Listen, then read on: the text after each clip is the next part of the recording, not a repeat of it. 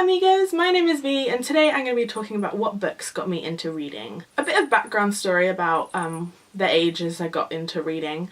I would think I was about 12 when I first started reading. Obviously I'd read children's books beforehand, but these books that I'm going to talk about today are the ones that properly got me into fantasy and YA and that kind of thing. So yeah, I was around 12 when I first started reading. My mum brought home a film for me and my friend to watch. It had just come out, it was all hyped up and brand new and it was amazing and we loved it. That film was Twilight. I then immediately had to research everything about it because I've fallen in love with Robert Pattinson apparently, and as a 12-year-old I just needed to be with him. So I researched everything, found out it was a book before it was a film. I had to go and buy every single book that was out. I think Breaking Dawn had just come out when I watched this film. It had almost come out when I watched this film. I can't quite remember. That was it. The short Second Life of Britannia wasn't out yet and the illustrated guide wasn't out yet, but I have those now. I bought those as soon as they came out. But yeah, Twilight was the book that got me into reading. I've read Twilight about 10 times. I read them over and over and over and over again after I first got them, but I haven't read them in about 4 or 5 years. So I think it's coming up to about when I need to reread them. That might be difficult with the copies that I have. Don't hate me when you see my copy of Twilight. It's not my fault that it is in this condition. It's my sister's fault, but she's in bad shape, okay? I'm just gonna show you a little hint as to what is wrong with her. So yeah. Yeah, so this is my copy of Twilight. As you can see, she's worn down. She's been read a lot. She's been taken on holiday and had the glue melted out of her, which is why this happens. But that was my sister, that was not me. Yeah, she's in a bit of a rough state, but I will never get rid of this copy of Twilight. And the reason is because it is the first book that I ever truly, truly loved as a teenager or as an adult, in my mind anyway. I obviously read children's books beforehand, but this one, it's got a true place in my heart, which is why I will never chuck out this book. My copy of New Moon is probably the healthiest and most beautiful looking that I own. It is the most well looked after, not because it's my favourite in the series, but because probably the opposite actually. Probably the opposite. I don't pay much attention to this book. Sorry New Moon. Eclipse isn't that bad either, but the spine is seriously broken and bent. So yeah, it's all broken and like you can see it's seriously tattered. And it's got some rub marks on the front, if you can see them. They kind of around here where the black has kind of come off. We got some talking to do because my copy of Breaking Dawn is probably the second worst book that you will ever see. Apart from Twilight, this is the worst book I own. Not like book, but like quality of book. And that is because I was a 12-year-old tween who didn't know how to look after books properly. That's the thing. I didn't know how to look after books properly. So this happened. Yeah. All the plastic has come off. I've peeled it off.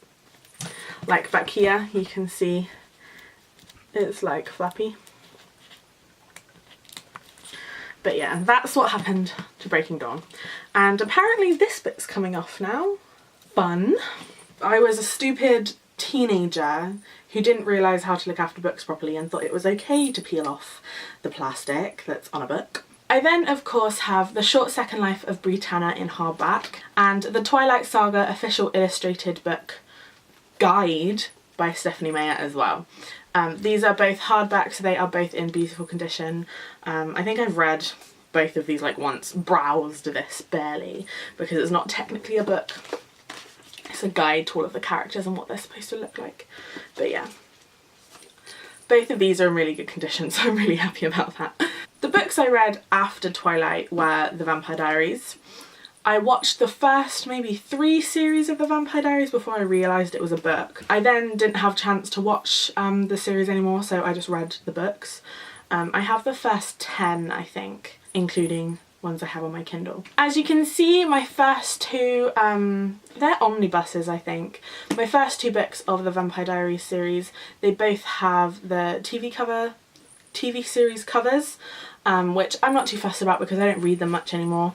They're just kind of just on my shelf to complete the series. And this one has a lovely sticker on it. Love a good book sticker. There's a thing with Vampire Diaries where L.J. Smith, who was the original writer of the books, she was in a contract to do certain things with the book as the TV series came out as well, because they didn't want the TV series to go certain places, so she had to write certain things. She couldn't write certain things. She broke her contract, therefore couldn't write the books anymore, so a ghost writer wrote book 8, 9 and 10, and books 11 to 13 are written by Aubrey Clark. Stefan's diaries are written by someone completely different, so I don't really want to read something that's not written by L.J. Smith, because the last couple of books, in my opinion, the ones that I have read, the ones by the ghostwriter, were completely different to the books that were written by L.J. Smith. They didn't have any of the normal characteristics of the characters. In my opinion, they got a bit confusing. So that's why I haven't carried on that series. I have, of course, watched the entirety of the Vampire Diaries TV series, and up until season 8, I think. I need to catch up on season 8, which is the last series, which is sad. I don't think I'm going to continue with the Vampire Diaries. I'll probably get book 9 and 10 in physical copy, so I have the 10, but after that I don't think I'm going to bother. The next book that I read after Vampire Diaries is kind of an ongoing theme with me when I was younger. I had a bit of a thing about vampires, clearly, because the next series that I read was True Blood. I read the first 10 books before I watched the series, and then I read the last 4, which I have on my Kindle. I don't have them in physical copy, but this is the first True Blood book that I owned. As you can see, it is in much better quality than all of my Twilight books. Its spine is bent to shit, but that is because I didn't know how to open books properly. True Blood by Charlene Harris was one of my faves. I got the first 10 in a box set, which unfortunately, but not unfortunately, have the TV characters on the front. I like it because I feel like I like all of their characters as who played them. I will probably get the last 4 in physical copy, and I think you can only get them in the rainbow covers, so I will probably get the first 10 in rainbow covers as well and get rid of these. I'm not as sentimental about these books as I am with Twilight, because they're not really what got me into reading. They're kind of a carry-on of what got me into reading. But yeah, True Blood. Love, love, love these books. Okay, so those were the more adulty books that got me into reading. Now I just want to have a special mention for a certain author who in my younger years definitely got me into reading fantasy books, more fantasy books. I'd like everybody to give it up for Michael Morpurgo. He is one of my favourite child authors ever. I've read most of his books, let's just put it that way. But yeah, this is the 12 Classics by Michael Morpurgo, Children's Laureate. It includes Cool, Warhorse, Dear Ollie, Farm Boy, Toro Toro, The Billy Kid, My Friend Walter, The Butterfly Lion, Kenzuke's Kingdom, The Sleeping Sword, Why the Whales Came, and The Wreck of the Zanzibar. These books were my childhood growing up. I will never ever get rid of these because they are too precious to me. I can actually remember Michael Morpurgo coming into my school and reading a chapter of one of his books, which was like amazing to me. He was my favourite author and he was just sat there reading at me, and I was like,